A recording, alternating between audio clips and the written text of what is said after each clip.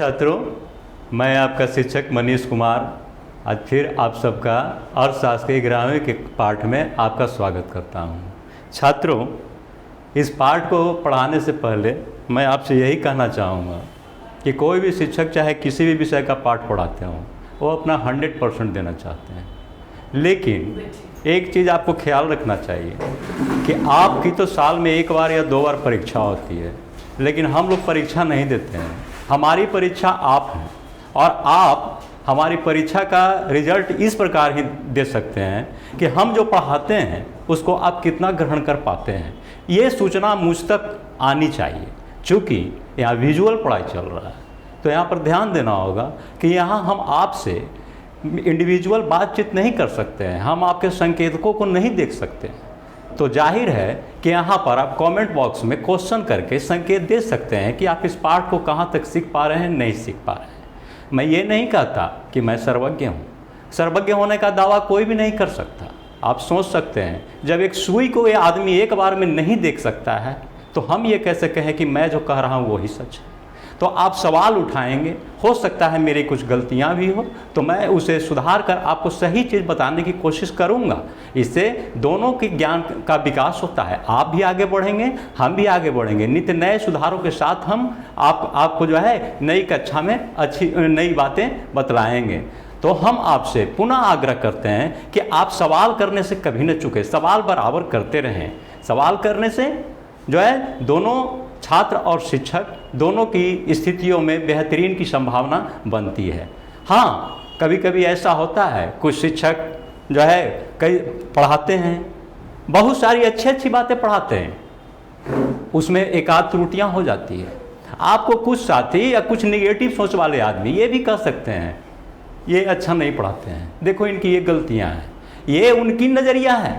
आप ये देखने की कोशिश कीजिए, ये उस तरह के व्यक्ति हैं जो नकारात्मक सोच वाले होते हैं और आपको भी नकारात्मकता की ओर ले जा रहे हैं। उसको आप यही कह सकते हैं कि आधा गिलास पानी वाली घटना है। आधा गिलास पानी को हम कह सकते हैं कि आधा भरा हुआ है, दूसरा कहेगा आधा खाली है। आपको जो ठीक चीज़ें हैं उसको बताना है, और हो जहाँ मेरी यह त्रुटि है उसको भी आप सवाल में डालिए, हम उसको क्लियरिफाई करेंगे। तो चलें अब हम अपने पाठ की ओर चलें। आज ये अर्थशास्त्र में हमारी 13वीं क्लास है और इस 13वीं क्लास में हम पाठ 3 के अंदर समंकों के संकलन चैप्टर का जो है 6ठा भाग पढ़ रहे हैं। इस 5वें भाग में हमने पढ़ा था समंकों के संकलन का मेथड, जिसमें सर्वे मेथड को हमने पढ़ा था, समग्र विधि को पढ़ा था, जिसमें हमने ये कहा था कि अनुसंधान के क्षेत्र से जुड़े जितनी भी इकाइयां हैं सबका व्यक्तिगत अवलोकन करके हम निष्कर्ष निकालते हैं। जिसमें हम उदाहरण बताए थे कि भारत की जनगणना इसकी सबसे बड़ी उदाहरण है। हम एक एक परिवार तक जाते हैं और गिनती करते हैं। निदर्शन विधि में हम सैंपल का सहारा लेते हैं, यानी नमूनों को चुनते हैं। जैसे आप ये समझ सकते हैं कि जब हम बाजार जाते हैं तो हम सेब की टोकरी की ओर देखते हैं, तो या तो हाथ में एक आध सेब ले करके देखते हैं या ऊपर जो कुछ लगे होते हैं उनको देखते हैं और उसके आधार पर हम सेब की खरीदारी करते हैं। गल्ले की दुकान में चावल की खरीदारी करते हैं तो 1-2 मुट्ठी चावल को देखते हैं और उसके आधार पर हम खरीदारी करते हैं। एक प्रकार से हम क्या करते हैं, नमूनों के आधार पर खरीदारी करते हैं। तो समग्र में यहाँ मूल रूप से इस बात पर ध्यान देना है कि समग्र की संपूर्ण इकाइयों को न लेकर के उनके कुछ प्रतिनिधि इकाइयों को हम लेते हैं और उन प्रतिनिधि इकाइयों का अवलोकन करने पर जो निष्कर्ष निकलता है उसको समग्र पर आरोपित करते हैं। ध्यान देंगे बच्चों, अगर मान लेते हैं कि किसी क्लास के छात्रों का प्रोग्रेस हमको जानना है तो मान लेते हैं 100 विद्यार्थी हैं, तो 100 में से हम 10 को ले लिए और उन 10 का हम मार्क्स देख लिए। 10 का मार्क्स देखने के बाद एक एवरेज हम निकालें उनका कि एवरेज कितना मार्क्स उठा, तो हम ये मान के चलते हैं जो एवरेज आता है कि ये पूरे क्लास का यही स्थिति है। और इसके आधार पर कहीं क्लास का हम निकालते हैं, कहीं स्कूल का स्टेटस निकालते हैं, कहीं पूरे स्टेट का स्टेटस निकालते हैं। तो ये नमूना सैंपल विधि से हम यहाँ पर निकालते हैं। यहाँ आप स्क्रीन पर देख सकते हैं एक फिगर से, इसको आप देखिए, ये दिखाया हुआ है, ये समग्र है, समूचे इकाई है। जितना भी अनुसंधान जिस चीज़ पर हम कर रहे हैं उस अनुसंधान क्षेत्र से जुड़े जितनी भी इकाइयाँ हैं। अनुसंधान हम क्यों करते हैं, क्योंकि कोई न कोई उद्देश्य पूरा करना होता है।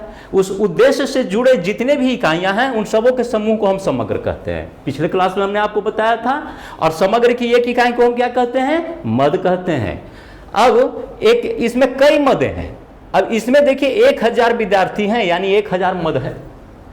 अब हम अगर जो है सर्वे मेथड अप्लाई करते, संगणना विधि अप्लाई करते, तो सबका अकेले अकेले अवलोकन करके और पूरे पर 1000 पर रिजल्ट निकालते। लेकिन यहां हम प्रतिदर्श विधि या न्यायदर्श विधि या चुनाव विधि, सबका एक ही नाम है। यहां इनको हम 10% विद्यार्थी को हम 10 विद्यार्थी को इसमें से छांट लिया, यानी 1% पर 1000 का 10 विद्यार्थी कितना होगा, 1% के आधार पर हम इन पर इनका अवलोकन करेंगे कि इनके साथ कैसा गुण है, यानी किस उद्देश्य से हम इनका आंकड़ा ले रहे हैं, वो उद्देश्य हम इनमें ढूंढेंगे कि हाँ इनका कॉमन उद्देश्य क्या है। और जो निकल करके आएगा, मान लेते हैं कि ये अंकों का ही हम लेके चल रहे हैं, तो इनका निकल कर रहा है कि एवरेज इनका 65% है, तो हम मान के चलते हैं। इसके आधार पर हम पूरे समग्र को पर हम आरोपित करते हैं कि इस स्कूल में 1000 विद्यार्थी हैं, वो 60 से 70% के रेंज में उनका मार्क्स होता है। एक सामान्य निष्कर्ष निकलता है। अब इसको परिभाषा हम देखने की कोशिश करें। मैंने कहा था कि यह विधि 4 नामों से जाना जाता है।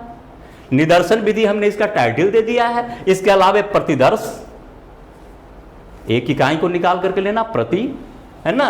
न्यायदर्श, नमूना विधि, एक नमूना ही हम उठाते हैं। तो निदर्शन विधि, प्रतिदर्श विधि, न्यायदर्श विधि और नमूना विधि।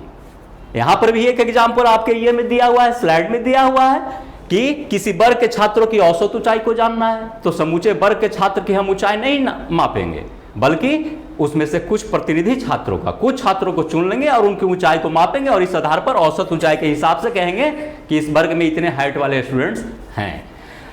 अब इसमें हम आगे देखें, आज जितनी ही व्यवस्था का प्रसार हो रहा है, व्यवस्था का प्रसार का मतलब एक चीज ध्यान दीजिएगा, आप लोग अर्थशास्त्र के स्टूडेंट हैं, तो अर्थशास्त्र के स्टूडेंट हैं तो दिमाग कंसंट्रेट आप लोगों को कर जाएगा अर्थव्यवस्था पर। व्यवस्था के अंदर सिर्फ अर्थव्यवस्था ही नहीं होती है, अर्थव्यवस्था, सामाजिक व्यवस्था, राज्य व्यवस्था, धार्मिक व्यवस्था, सांस्कृतिक व्यवस्था, मानव जीवन के में बढ़ते रफ्तार के साथ इन सारी व्यवस्थाओं में बढ़ोतरी होती चली जा रही है और हर व्यवस्थाओं में वस्तुओं एवं सेवाओं की भरमार होती चली जा रही है। असंख्य में हम जाते जा रहे हैं और इस असंख्य में हमारे सामने चुनौती होती है कि कौन सा चीज कितना सही है या कितना गलत है। तो इसके लिए हम प्रत्येक वस्तु का अवलोकन अकेले अकेले करेंगे तो शायद निष्कर्ष निकालने में काफी कठिनाई होगी। तो मेरे कहने का मतलब है कि इस बढ़ते व्यवस्था में, यानी विस्तृत व्यवस्था में, हम यह प्रतिदर्श विधि जो है उसका प्रयोग बहुत ज्यादा बढ़ते चला जा रहा है। हमने जैसे उसमें दिया था चावल का उदाहरण, फल का उदाहरण, सबसे बढ़िया प्रतिदर्श का उदाहरण जो लगभग प्रत्येक घर परिवार में किसी न किसी को जरूरत पड़ ही जाती है, खून टेस्टिंग मेथड को आप देखिए। डॉक्टर आपके खून की जांच करता है तो क्या आपके शरीर का सारा ब्लड लेता है? उसका बहुत छोटा सा इकाई लेता है और उसमें जो गुणवत्ता पाई जाती है उसी गुणवत्ता को आपको पूरे शरीर के ब्लड पर वो आरोपित करके बताते हैं कि आपके ब्लड में ये कमी है या ये अधिकता है। तो ये जो है यहां पर हमने फिगर से दिखाया है कि ब्लड टेस्टिंग नमूना विधि का सर्वोत्तम उदाहरण है या प्रतिदर्श विधि का या न्यायदर्श विधि का ये सर्वोत्तम उदाहरण है। अब एक तरह से हम कह सकते हैं कि प्रतिदर्श विधि हर जगह दिख पड़ती है। आज कोरोना काल में हम लोग हैं, लंबे टाइम से लगभग 1.5 साल हो गया। इस काल में कभी कभी ऐसा समय आया कि मार्केट जाना बंद, पुलिस का पहरा हर जगह। कुछ लोग जो इंटेलेक्चुअल हैं वो खुद नहीं निकलते थे और कुछ लोग निकले तो उनको पुलिस डंडा बांध के फिर अंदर कर देती थी, आप जाइए घर में। ऐसे समय में खरीदारी हम कैसे करते थे? तो ऑनलाइन खरीदारी खूब आप लोग करते होंगे, हमसे ज्यादा करते होंगे क्योंकि नए उम्र वाले ऑनलाइन के बारे में ज्यादा जानते हैं पुराने की तुलना में। तो ऑनलाइन खरीदारी में हम लोग थे। वो ऑनलाइन खरीदारी हम किस आधार पर करते थे? मोबाइल पर उनका नमूना ही देखकर तो करते थे कि ये ऐसा है अतः ये वस्तु ठीक होगी और उसके आधार पर तो यहां प्रतिदर्श का हम प्रयोग करते हैं। अब इसी आधार पर एक MM ब्लेयर नाम का सांख्यिकी शास्त्री ने कहा था कि we live in the age of sampling, कि हम लोग सैंपलिंग के युग में ही रह रहे हैं। निश्चित तौर पर इनका कथन बहुत सार्थक है। अब हम देखें कि एक अच्छा न्यायदर्श अथवा प्रतिदर्श के आवश्यक तत्व क्या होना चाहिए। यानी एक जब हम न्यायादर्श विधि से निष्कर्ष निकालते हैं तो उस न्यायादर्श विधि के लिए आवश्यक तत्व, यानी उसको अच्छा बनाने के लिए आवश्यक तत्व क्या होना चाहिए। इसमें पहला जो है तत्व, दो सिद्धांत है, उन दोनों सिद्धांतों पर आधारित होना चाहिए। एक सिद्धांत है सांख्यिकीय नियमितता का सिद्धांत, याद रखिएगा, कंपीटिटिव क्वेश्चन से लेकर के इंटर के एग्जाम तक ये है, सांख्यिकीय नियमितता का सिद्धांत। और दूसरा है महांक जड़ता नियम का सिद्धांत। सांख्यिकीय नियमितता का सिद्धांत यह बताता है कि जब हम प्रतिदर्श लेते हैं तो समग्र की सभी इकाइयों को अवसर मिलना चाहिए उस प्रतिदर्श में शामिल होने का। ऐसा नहीं है कि किसी को रोका जाए और किसी को लिया जाए, जो भी उस चांस में आ जाए उसको एक्सेप्ट करना है। कहने का मतलब किसी पर कोई बंधन नहीं है। यहां पर साफ दिया हुआ है समग्र की सभी इकाइयों को निर्दर्श में शामिल होने का समान अवसर हो, सबको अवसर मिले। अब महांक जड़ता का नियम इस सिद्धांत का उप सिद्धांत है, यानी हम ये कहें गणित की भाषा में कि सांख्यिकीय नियमितता का सिद्धांत प्रमेय है, तो महांक जड़ता का सिद्धांत, महांक जड़ता नियम का सिद्धांत उसका उप प्रमेय है। और यह कहता है कि प्रतिदर्श का आकार जितना बड़ा होगा निष्कर्ष उतने ही अच्छे होंगे। यानी जो हम नमूना ले रहे हैं, मान लेते हैं कि 1000 में हम 10 का चयन कर रहे हैं और 10 से जो निष्कर्ष निकलते हैं उसको 1000 पर आरोपित कर रहे हैं। इसके जगह पर 1000 से हम 100 का चयन करें और 100 से जो हमारा टेस्टिंग आए उसको हम 1000 पर आरोपित करें। आप कॉमन सेंस से समझ सकते हैं कि 10 से जो टेस्टिंग से रिजल्ट आया उससे बेहतर 100 वाले टेस्टिंग से रिजल्ट आएगा एक्यूरेसी के नजदीक, क्योंकि ज्यादा हम प्रतिदर्श लिए हैं ना। तो जब पहले सिद्धांत में सबको शामिल होने का समान अवसर हो तो इसके लिए यह जरूरी है कि प्रतिदर्श का आकार बड़ा हो, तब तो सबको चांस मिलेगा। तो ये जो है यहां पर आप देख सकते हैं, ये प्रतिदर्श लिया गया है। इस प्रतिदर्श में विभिन्न व्यक्तियों का जो है अवलोकन किया गया, अध्ययन किया गया अनुसंधान के लिए। ये ग्रीन कलर वाले व्यक्ति हैं, ब्लू कलर वाले, यानी दो भिन्न रूपों वाले हैं, दो भिन्न गुणों वाले हैं। इसमें इन सब का कॉमन फिगर आना चाहिए, सबका जो है एक तरह से प्रतिबिंब इसमें नजर आना चाहिए। यहां देखिए ये तीर के निशान से दिखा रहा है कि इस पर भी नजर है, इस पर भी नजर है, इस पर भी नजर है। आप यहां पर देख सकते हैं कि ब्लू कलर वाले व्यक्तियों की संख्या अधिक है। ब्लू कलर वाले 4 और 5 9 है और ग्रीन कलर वाले 3 और 2 5 है। तो यहां जब ये प्रतिदर्श ले रहे हैं तो इसमें देखिए ब्लू कलर वाले 3 ले रहे हैं और ग्रीन कलर वाले 2 ले रहे हैं। एक तरह से अनुपात इनका अब मतलब संख्या के आधार पर सही है, क्योंकि ब्लू ज्यादा संख्या में है था उसके नमूनों की संख्या ज्यादा जाना चाहिए और ग्रीन कम संख्या में है उसके नमूनों की संख्या। तो हम समझते हैं कि इस उदाहरण से आप समझ चुके होंगे। अब दूसरा इसमें जो चाहिए वो पक्षपात रहित। एक अच्छा न्यायाधीश वह है जिस पर अनुसंधानकर्ता की व्यक्तिगत भावनाओं का असर नहीं पड़े। चूंकि नमूना लेना है और नमूने के आधार पर निष्कर्ष निकालना है और उस निष्कर्ष को समग्र पर आरोपित करना है। अब मान लेते हैं कि कोरोना काल में लोगों की घटती आय के दरमियान सरकार सर्वे करवाती है कि देखो तो लोगों की आय कितनी घटी है। तो अगर सरकार के चापलूस कोई सर्वे करता होगा तो वो नमूने में ऊंचे आय वाले व्यक्ति को उठा लेगा और उसके आधार पर शो करेगा कि नहीं प्रति व्यक्ति आय तो ये इतना अच्छा है, इतना नहीं गिरा है, कुछ कम ही गिरा है, जितना लोग बता रहे हैं उतना नहीं गिरा है। तो यहां पर नमूना लेने में पक्षपात की भावना नहीं आनी चाहिए। अगर पक्षपात की भावना रहेगी तो रिजल्ट और निष्कर्ष सही नहीं आएंगे, अनुसंधान की दिशा बेपटरी हो जाएगी। दूसरा है समान अवसर स्वतंत्रता। इसको तो आप महांक जड़ता नियम में भी समझ चुके थे और सांख्यिकीय नियमितता नियम में भी, कि न्यायादर्श में शामिल होने वाली समस्त इकाइयां स्वतंत्र हो। स्वतंत्र का मतलब क्या है? एक दूसरे पर निर्भर नहीं हो, अंतर निर्भर नहीं हो। ये कंडीशन नहीं हो कि ये इकाई जाएगा प्रतिदर्श में तभी ये इकाई जाएगा, या ये इकाई नहीं जाएगा तो ये इकाई भी नहीं जाएगा। नहीं, ऐसा कोई बंधन नहीं हो। सारी इकाई आने और जाने के लिए स्वतंत्र है, किसी का भी सिलेक्शन उसमें से हो सकता है। तो यहां पर है साफ दिया हुआ है कि समान इन इकाइयों के बीच अंतर निर्भरता नहीं होनी चाहिए। उसके अलावा तर्क पर आधारित हो। श्रेष्ठ निर्देशन वही होगा, श्रेष्ठ निदर्शन। ध्यान दीजिएगा मेरी बात को फिर से, पिछले क्लास में भी हमने बोला था निर्दर्शन कभी नहीं बोलिएगा, निदर्शन बोलिएगा। कभी कभी टंग जो है जुबान की फिसलाहट आ जाती है। लेकिन ध्यान देना है आपको, निदर्शन शब्द है, नॉट निर्दर्शन। तो एक जो है श्रेष्ठ निदर्शन वही होगा जिसका चयन करने वाला तर्क और ज्ञान दोनों को जगह देगा। तर्क का भी जगह देना चाहिए और सामान्य ज्ञान का भी जगह देना चाहिए। जैसे आपको गरीबी का सर्वे करने के लिए आपको दिया गया है, यूनिवर्सिटी में आप पढ़ रहे हैं, यूनिवर्सिटी से आपको गरीबी का सर्वे करने के लिए दिया गया है, या आपको स्कूल से गरीबी का सर्वे करने के लिए दिया गया है। तो उस गरीबी के सर्वे में जब आप किसी बड़े गांव में जाते हैं तो आपका सामान्य ज्ञान कहता है कि आपको गरीबों का आंकड़ा उठाना है। तो आपका सामान्य ज्ञान के आधार पर आप कौन सा किस आदमी को टच करेंगे, यह ध्यान देना है। आप सामान्य ज्ञान को दौड़ाएंगे और अपने नजरिए से पहनावा, ओढ़ावा, शिक्षा, इन सबों के आधार पर जो आपको गरीब लगेगा उसी से सवाल करने लगे। यह कॉमन सेंस है। कुछ फटे पुराने पहने हुए हों, जो खड़ी हिंदी नहीं बोल पा रहे हों, या जिनकी बोलचाल से आपको ऐसा महसूस हो रहा हो कि नहीं ये कल्चर्ड, वेल कल्चर्ड नहीं है, निश्चित तौर पे ये गरीब है, तो ये आप सामान्य ज्ञान के आधार पर चल रहे हैं। अब सामान्य ज्ञान के आधार पर वैसे व्यक्ति को तो आपने टच कर लिया, लेकिन ये कोई जरूरी नहीं है कि हर कोई फटा पहनने वाला गरीब ही हो, और हर कोई फटा पहनने वाला गरीब ही हो, और हर कोई रफ बोलने वाला गरीब ही हो। आपको ये ऐसा भी हो सकता है कि रफ बोलने वाला अमीर भी मिल जाए। तो वहां पर आपका तर्क ये काम करता है कि उससे पूछिए कि उसका इनकम प्रति मंथ या प्रतिदिन कितना है। यह आपका तर्क है। उसका एजुकेशन कितना है, उसका घर कैसा है, पक्का मकान है, कच्चा मकान है, उसके यहाँ स्मार्टफोन की संख्या कितनी है, बाइक कितनी है, लग्जरी कार है या नहीं है, साइकिल है, क्या है।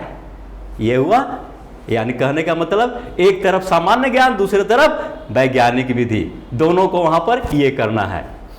अब पांचवा में हम आते हैं सत्यता की जांच। इसमें सत्यता की जांच हो सके इसके लिए यह जरूरी है। इसमें आप ध्यान दीजिए, सत्ता की जांच हम प्रतिदर्श विधि में कैसे करेंगे। समग्र विधि में सत्ता की जांच बहुत मुश्किल है, क्योंकि समग्र विधि में सारी इकाइयों का हम अवलोकन करते हैं, आकार बहुत बड़ा होता है। अतः वहां सत्यता की जांच करने के लिए समग्र विधि में फिर से हमको सारे निष्कर्ष निकालने पड़ते हैं। लेकिन यहां क्या है, चूंकि नमूना से हम लेते हैं, चलिए अब मान लेते हैं कि 1000 स्टूडेंट में से हम प्रथम प्रतिदर्श में 10 का चयन किए और 10 के आधार पर हम निष्कर्ष निकाले। अब ये सही है कि नहीं, तो हम दूसरे 10 स्टूडेंट का और चयन करके देखते हैं, उनका क्या आता है रिजल्ट।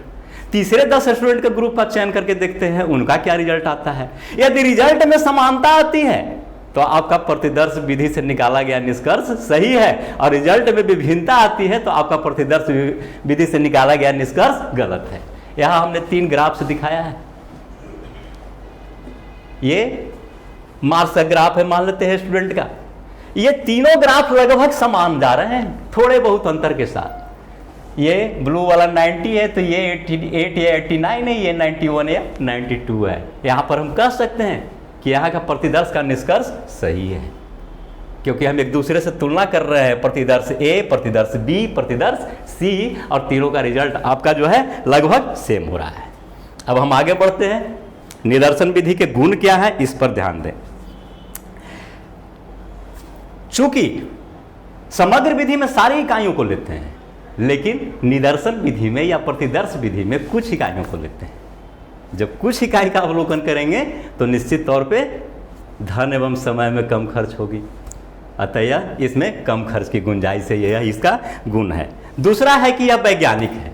वैज्ञानिक इसलिए है कि जो इसके आवश्यक तत्व में 5वें पॉइंट में आपको बताया सत्यता की जांच, वो इसमें अप्लाई हो जाता है कि एक दूसरा प्रतिदर्श लेकर के भी हम इसकी तुलना कर सकते हैं, तीसरा प्रतिदर्श लेकर भी तुलना कर सकते हैं, अतः यह वैज्ञानिक विधि है। यानी यहाँ पर लिखा हुआ है कि शुद्धता की जांच की जा सकती है, दूसरा निर्दर्श लेकर परिणामों की शुद्धता की जांच की जा सकती है, आप नोट्स देख सकते हैं। तीसरा है उपयुक्तता।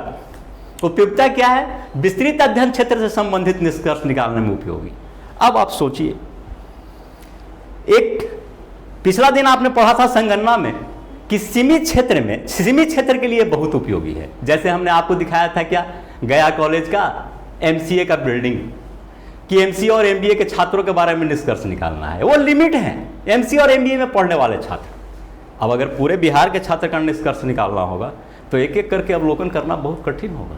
वैसी स्थिति में प्रतिदर्श विधि ही उपयोगी होगा। आप हर कॉलेज से कुछ नमूने इकट्ठे कीजिए और नमूने की जांच के आधार पर पूरे बिहार का आप एवरेज निकाल सकते हैं। सरलता है या आसानी से समझा जा सकता है। आसानी से समझा कैसे जा सकता है? क्योंकि प्रतिदर्श के रिजल्ट को हम औसत के रूप में व्याख्या करते हैं, तो इसको हम आसानी से ये कर सकते हैं कि हाँ 10 विद्यार्थियों का इतना आया, तो यही चीज़ एवरेज चूंकि यहाँ ये आ रहा है, यही 100 विद्यार्थियों का यहाँ का टेंडेंसी है, प्रवृत्ति है।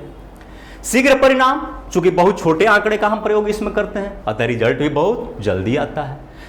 छठा है उचित परिणाम, चूंकि इसमें सीमित आंकड़ों का प्रयोग होता है, अतः आसानी से इस सूक्ष्म भाग का विस्तृत अध्ययन करके उचित परिणाम निकाला जा सकता है। छोटे भाग का अध्ययन कर रहे हैं तो आसानी से हम इसका सूक्ष्म अध्ययन कर सकते हैं। बड़े भाग में क्या होगा? सूक्ष्म अध्ययन यहाँ मूल शब्द है इस पॉइंट में, इसको आपको केयर करना है। बाकी इतना मैंने लिखा हुआ को छोड़ दीजिए, सूक्ष्म अध्ययन पर फोकस कीजिए। सूक्ष्म अध्ययन का मतलब एक एक इकाई का अवलोकन और उनके निष्कर्षों को लिखना। तो समग्र विधि में तो सब इकाई का जो है अवलोकन करना पड़ेगा और उनके निष्कर्षों को लिखना पड़ेगा, लेकिन इसमें सिर्फ नमूना जो लिए हैं उन्हीं का हमको अवलोकन करना है। तो इसमें उचित जो है विस्तृत, वहाँ विस्तृत अध्ययन करना समग्र विधि में कठिन होगा, लेकिन यहाँ चूंकि कुछ ही इकाइयाँ हैं अतः उनका हम विस्तृत अध्ययन कर सकते हैं आसानी से। अतः यहाँ विस्तृत अध्ययन करके उचित परिणाम निकल सकता है। विश्वसनीय, यदि प्रतिदर्श विधि प्रशिक्षित व्यक्तियों द्वारा ध्यानपूर्वक लिया गया है तो प्राप्त निष्कर्ष लगभग वही होंगे जो संगणना अनुसंधान से प्राप्त होते हैं। बड़ा व्यवहारिक पॉइंट ये है, ये घटना घटती है भारत में, भारत क्या वर्ल्ड के प्रत्येक कंट्री। प्रतिदर्श विधि में यदि ध्यानपूर्वक सर्वे किया गया हो कुशल एवं योग्य व्यक्तियों से, तो चाहे आप संगणना विधि से रिजल्ट निकाले या प्रतिदर्श विधि से रिजल्ट एक ही आएगा। ऐसी अवस्था में जब रिजल्ट एक ही आए तो संगणना में क्यों पढ़ने जाए जहां एक एक इकाई का अवलोकन करना हो? क्यों ना प्रतिदर्श रिजल्ट निकालने समय धन सब चीज की बचत होगी इसमें। इसका सबसे बढ़िया उदाहरण है जनगणना। और जनगणना का सर्वे 2 जगह से होता है, एक भारतीय जनगणना विभाग सेंसस ऑफ इंडिया और दूसरा जो है NSSO National Sample Survey Organisation, जिसका चित्र हमने आपको सिंबल शुरू में ही दिखाया था NSSO का, है ना। और पिछले क्लास में भी इसके बारे में बताया था कि ये नेशनल सैंपल सर्वे यानी भारतीय प्रतिदर्श विभाग ही ये है, प्रतिदर्श सर्वेक्षण विभाग ही है इसी के लिए। ये क्या करता है, अब इसको आप ध्यान से सुनिएगा 2 मिनट के लिए। आपकी जनगणना 10 वर्ष पर होती है। 2011 में जनगणना हुई, आपसे 2016 में या मान लेते हैं वर्तमान 2021 में 20 लास्ट में कोई आपसे पूछे कि भारत की जनसंख्या कितनी है, आपके प्रधानमंत्री जी या अन्य मंत्री या और नेता भी भाषण देते रहते हैं, ये भारत की 130 करोड़ आबादी, 125 करोड़ आबादी, 135 करोड़ आबादी। ये क्यों ऐसा बोलते हैं जबकि जनगणना तो 2011 के बाद हुई नहीं है। 2011 की जनगणना में भारत की आबादी कितनी थी आपको याद रखना चाहिए, आप अर्थशास्त्र के छात्र हैं, बाकी की तरह आपसे मैं अपेक्षा नहीं कर सकता हूं, आपको इसको याद रखना ही होगा। 1,21,80,00,000, ठीक है। 1,21,80,00,000 आबादी थी, तो उसके बाद तो जनगणना नहीं हुई, तो हम कैसे आज 135 करोड़ या 140 करोड़ आबादी हम कर सकते हैं? तो ये आंकड़े NSSO देता है। NSSO सर्वे करते रहता है नमूना लेकर के कि परिवारों की संख्या में कितनी वृद्धि हुई, एक परिवार में कितने बच्चे एवरेज पैदा हो रहे हैं। इस आधार पर NSSO ने शुरू से ही आजादी के लगभग 60-70 के बाद ही एक डायरेक्शन दिया कि भारत में प्रत्येक साल एक ऑस्ट्रेलिया जुड़ती है। ऑस्ट्रेलिया की जनसंख्या 1,80,00,000 है, मतलब भारत में हर साल 2.25 करोड़ जनसंख्या जुड़ जाती है। अब 10 वर्ष बाद आज आपसे कोई पूछे कि भारत की जनसंख्या कितनी है, तो 10 में मोटा मोटी 2.25 से आप गुना कर दीजिए। 2.25 से जब ही आप गुना करते हैं तो 10 गुना 20 यानी 20 करोड़ से कम कुछ आबादी रहेगी, 16 करोड़ और बढ़ जाएगी। तो 1,21 में आप 16 जोड़ दीजिए, 1,37 करोड़ आबादी, मोटा मोटी 1,35 करोड़ लोग बोल रहे हैं, है ना। एक चीज और ध्यान देना है, यहां पर 2.25 करोड़ आबादी हर साल बढ़ रही है, लेकिन कभी आपके मन में अर्थशास्त्र के विद्यार्थी होने के नाते यह भी सवाल आएगा कि जिस दिन जनसंख्या 2.23% की रेट से बढ़ती थी उस दिन भी 2.25 करोड़ आबादी बढ़ती थी, और आज जनसंख्या 1 से 1.5% के रेट में बढ़ रही है, फिर भी 1 अरब 80 या जो है 1 करोड़ 80 लाख जनसंख्या बढ़ रही है। ऐसा क्यों? तो ऐसा इसलिए कि उस दिन मूल जनसंख्या कितनी थी, आज मूल जनसंख्या कितनी है। उस दिन 64 करोड़ का 2.23% बढ़ता था, आज 1 अरब 21 करोड़ का बढ़ रहा है 1.4% या 1.2%। तो आप सोचिए मूलधन बढ़ा हुआ है तो उसका कम रेट पर इंटरेस्ट बढ़ा होगा या नहीं होगा।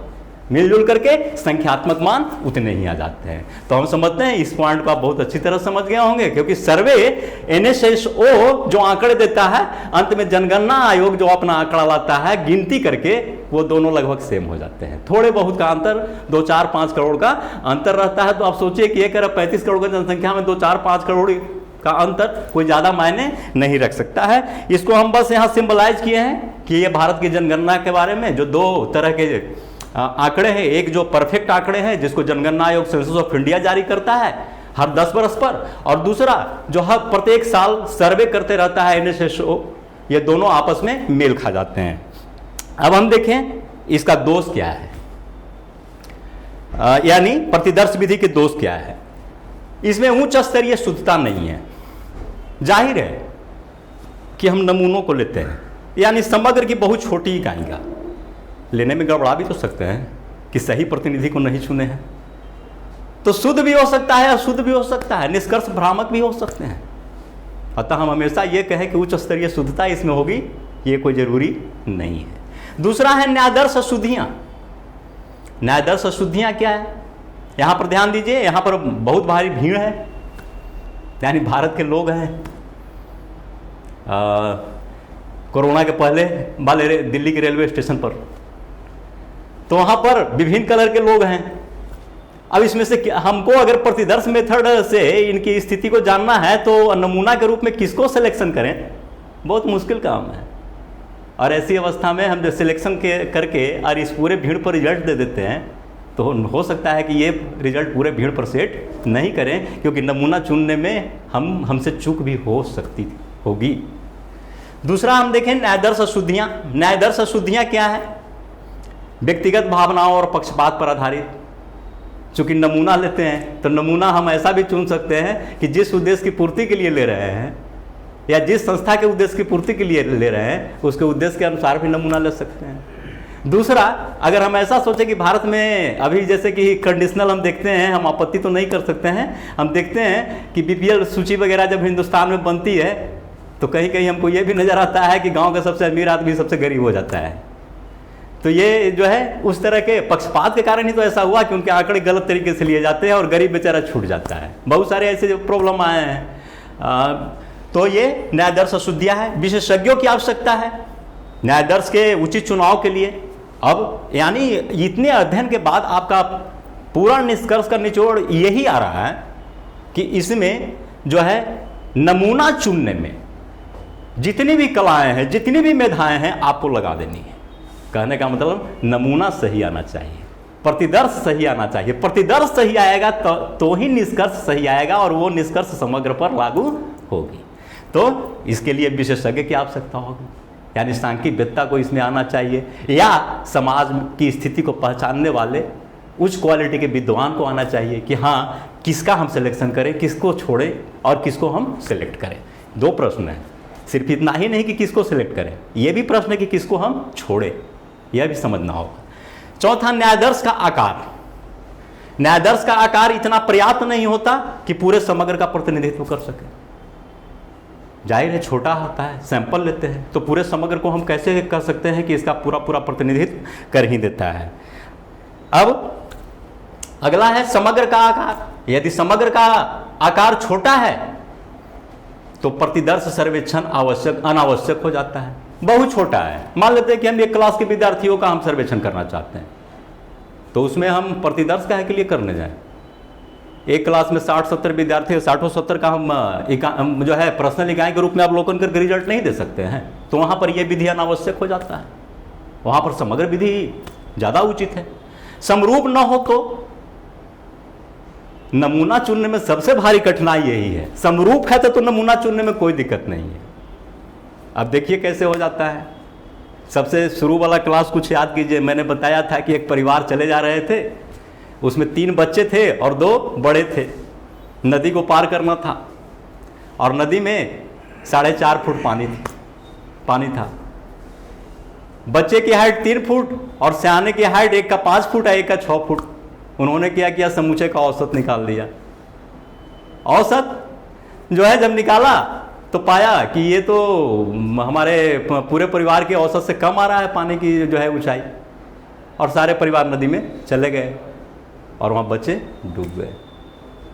तो यहाँ जो है ये किस कारण से हुआ? अगर सब समरूप होते तो ये घटना नहीं घटती। समरूपता में विभिन्नता, कोई बच्चा था और कोई बड़ा था, तो इस विभिन्नता के कारण वो औसत को यूज किए सबके लिए, परिणाम उसका गलत निकला। तो समग्र की इकाई अगर समरूप न हो तो अनुसंधानकर्ता को प्रतिदर्श चुनने में भारी कठिनाई आती है। और ये समरूपता को हम दिखा रहे हैं यहाँ पर लैंग्वेज से। भारत के विभिन्न भाषाई राज्यों में विभिन्न भाषा बोलने वाले नागरिकों की स्थिति या उनकी भाषाई विकास कैसा है। तो इसमें देखिए विभिन्न भाषाएं हैं, तेलुगु, आसामी, सिंधी, हिंदी, गुजराती, तमिल, इंग्लिश आदि आदि इसमें है। अब इतनी जो है समरूपता में भिन्नता है कि किसको सिलेक्शन करें, किसको छोड़ें, ये बहुत ही कठिन सवाल हो जाता है। तो समरूप के लिए तो सही है, लेकिन समरूप में विभिन्नता आने पर जो है प्रतिदर्श विधि एक चुनौती बन जाता है। अब निदर्शन विधि का उपयोग कब और कहां किया जाए? हमने इसका गुण देख लिया, दोष देख लिया, अब हम ये भी देख ले कि इसका उपयोग कहां हो। अभी आपने क्या देखा, समरूपता में वो नदी में डूबने का मैंने जो उदाहरण दिया, और साथ साथ भाषाई जो है राज्यों के नागरिकों की स्थिति को जानने के संदर्भ में, तो उसमें कठिनाई क्या थी? कठिनाई थी कि समरूप नहीं। इसका मतलब क्या है कि इसकी उपयोगिता सबसे ज्यादा वहां होगी जहां इकाइयां समरूप होगी, है ना।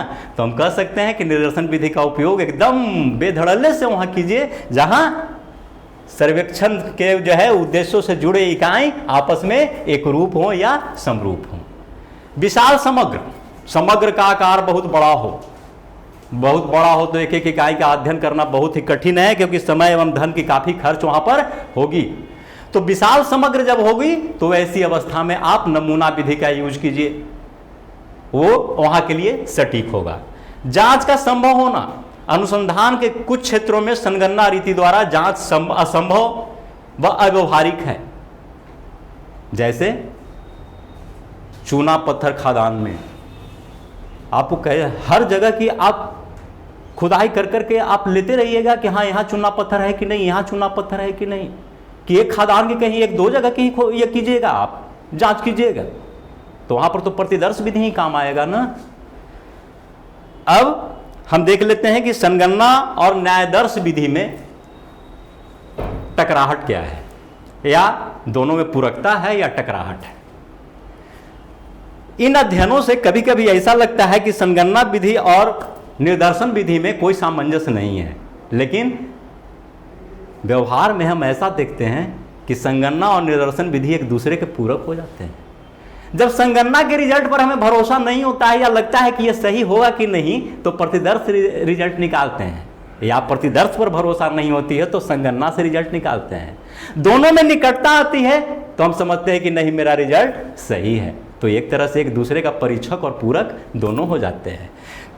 पीछे हमने पढ़ाया कि इसके लिए सर्वोत्तम उदाहरण जनगणना है। एक तरफ सेंसस समग्र का है, परिचायक प्रतिनिधि है, सेंसस भी समग्र होता ही है ना, संगणना होता ही है, तो वो पूरी जनगणना एक एक व्यक्ति को गिन करके करता है, और नेशनल सैंपल सर्वे ऑर्गेनाइजेशन नमूने के आधार पर गिनती करता है, और दोनों का रिजल्ट सेम आता है, तो एक दूसरे का यहाँ पर पूरक हो गए। अब हम इस फिगर से हम देख सकते हैं कि समग्र और निर्दर्श क्या है।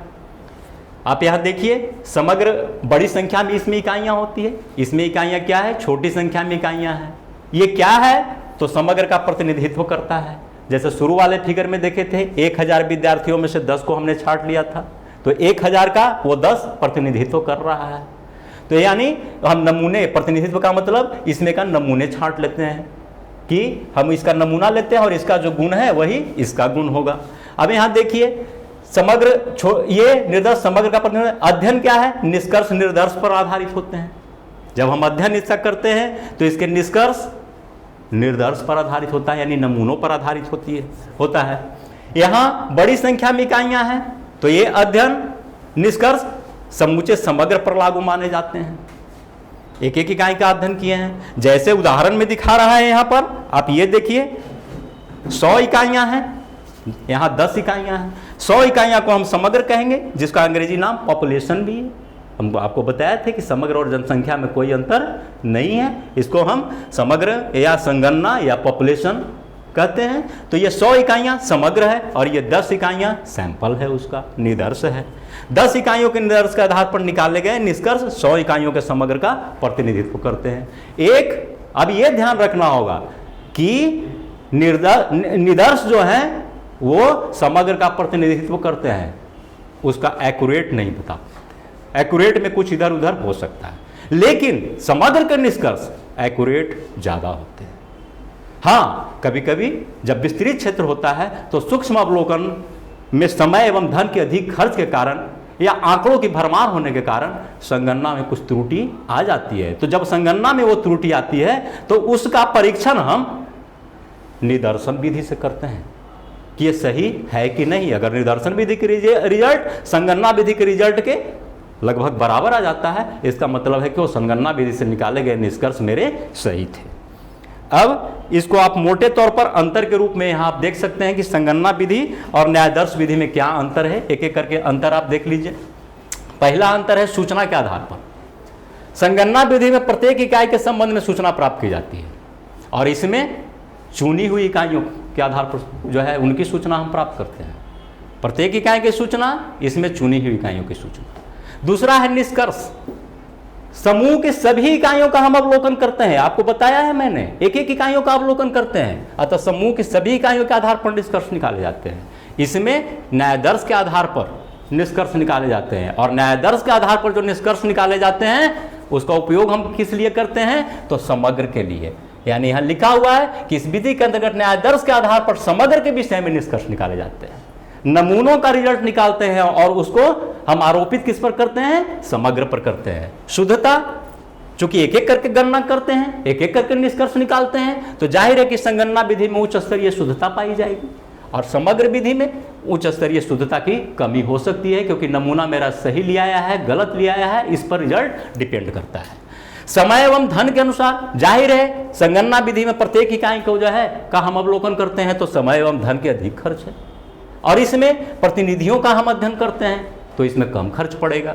उपयुक्तता, यह विधि अनुसंधान के उस क्षेत्र के लिए उपयुक्त होती है जहां अनुसंधान सीमित हो। मैंने पहले ही कहा है, विस्तृत क्षेत्र के लिए उपयोगी निदर्शन विधि, छोटे क्षेत्र के लिए उपयोगी यह जो है संगणना विधि। मैंने कहा कि गया कॉलेज के एमसीए के छात्रों को का जो है हमको ब्यौरा लेना है तो उसमें संगणना विधि, क्योंकि लिमिट छात्र है, सबका हम अवलोकन कर सकते हैं, लेकिन पूरे भारत के छात्रों को लेना है तो हम प्रत्येक कॉलेज के कुछ नमूने, विद्यार्थियों के नमूने का हम अवलोकन करके पूरे भारत पर निष्कर्ष दे सकते हैं, क्योंकि उतना बड़ा क्षेत्र का एक एक इकाई का अवलोकन करना इतना आसान बात नहीं है।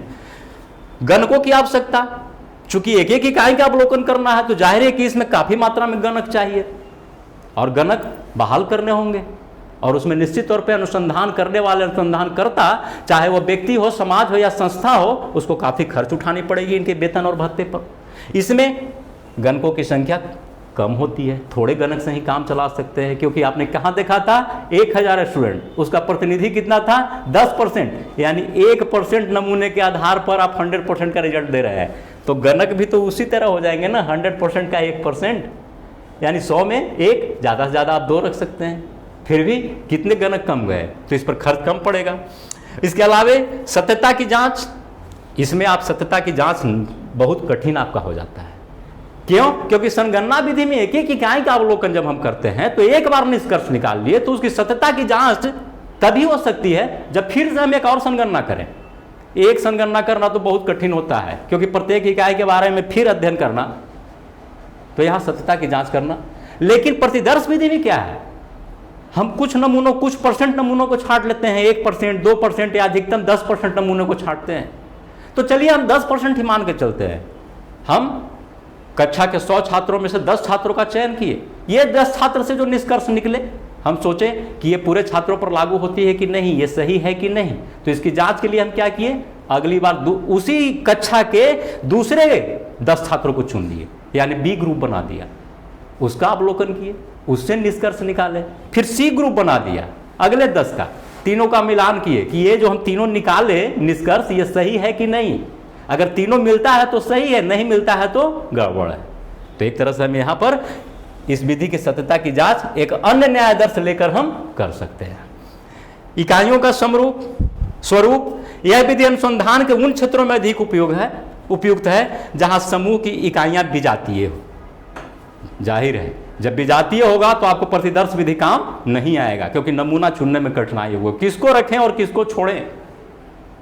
जब सब भिन्न भिन्न इकाइयां हो, आपको आलू के बारे में अगर संगणना का या जो है निष्कर्ष निकालने हैं तो बहुत आसान है, कुछ आलू आप चुन लीजिए, लेकिन आपके पास एक आलू, एक कद्दू, एक इस तरह से 100 सब्जियों का एक एक चीज रखा हुआ है और उस पर आपको निष्कर्ष निकालना है प्रतिदर्श के आधार पर, तो कौन सा सब्जी का नमूना छोड़िएगा और कौन सा सब्जी का नमूना जो है आप रखिएगा, वहां पर कठिनाई होगा। तो वैसी अवस्था में क्या जरूरी है, संगणना मेथड, एक एक करके हम अवलोकन कर लेंगे। लेकिन यह विधि वहां उपयुक्त रहती है जहां समूह सजातीय हो, यानी प्रतिदर्श के लिए यह जरूरी है कि समूह सजातीय हो तो आपका प्रतिदर्श बहुत अच्छा रहेगा। अगर विजातीय है प्रतिदर्श बनेगा तो, लेकिन शुद्धता की गारंटी कोई भी नहीं दे सकता है। अब इस आधार पर हम कह सकते हैं कि फिर भी निदर्शन विधि को संगणना विधि की तुलना में निम्न कारणों से अच्छा माना जा सकता है। पाठ के शुरू में ही हमने कहा था कि आज की बढ़ती व्यवस्था में जब वस्तुओं और सेवाओं की भरमार हो रही है, आज संगणना विधि की तुलना में निदर्शन विधि ज़्यादा उपयोग हो रहा है, क्योंकि एक एक इकाई को गिनना कठिन होता है, उसका अवलोकन करना कठिन होता है। तो इस आधार पर यहाँ भी हम दे रहे हैं कि आज ये ज़्यादा अच्छा है। पहला अच्छा होने के कारण यही है कि हर कोई चाहता है कि जो है उसमें से कुछ बच जाए, समूचा खर्च न हो। हम भी यही चाहते हैं, संस्था भी यही चाहती है, सरकार भी यही चाहती है, काम भी हो जाए और कुछ बचत भी हो जाए।